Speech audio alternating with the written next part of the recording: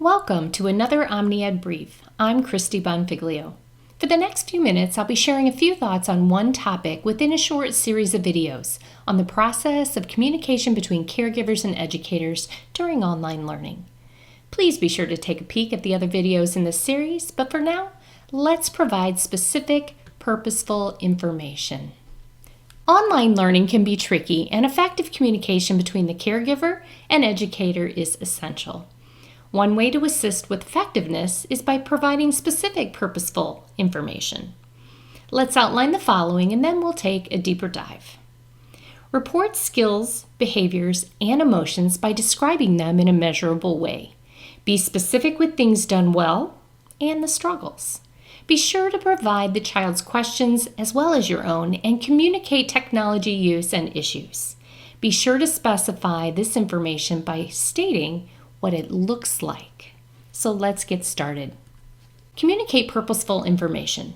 Include skills such as reading with inflection, as well as behaviors of importance, like disengagement or off-task activity during lessons. Also report emotions that align with the skills and behavior. Be sure to include both desired and ones that you want to dissuade. For example, excitement and joy, as well as frustration or anxiety. When you report, educators want you to be as specific as possible. So state the information in a way that can be measured if possible. What did you see? What do you hear? How many times did the child get out of the seat during the lesson? How often does he say, "I can't do this"? On a scale of 1 to 10, how bad is the frustration? Identify and report things that are done well. What subjects or lessons does the child excel in? What skills come easy? When is your child excited or confident? How does the child show engagement? What about what behaviors does your child do well that leads to success? Organizing materials, reviewing homework before submission, listing questions for the teacher? In addition to things done well, be specific with those things that cause challenges and are barriers to learning. What assignments are hard or not completed? Is the technology working or does the child struggle to keep up? Is the communication mode misaligned with the child's strengths? That is, does the child get written instructions but can't understand it? Is the child a won't doer? That is, lacks motivation. Clarifying questions are also important, both for the caregiver and the child. So be sure to ask the child's questions too.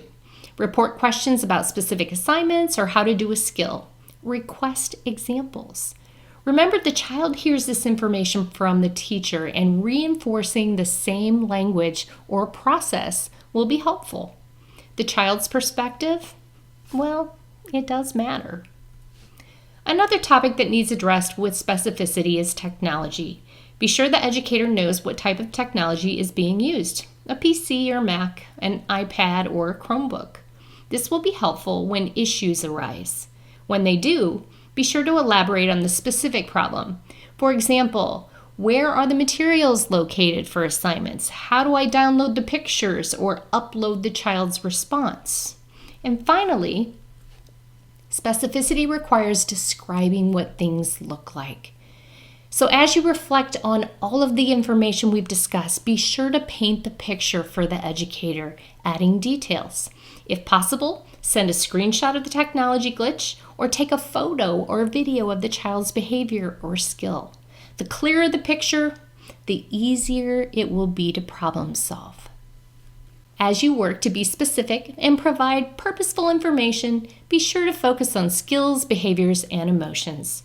Offer both strengths and difficulties in a measurable format. Include the child's perspective and questions, as well as technology updates.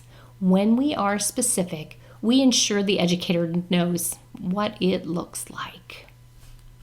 Thank you for participating in this OmniEd Brief, providing specific and purposeful information for effective communication between caregivers and educators during online learning.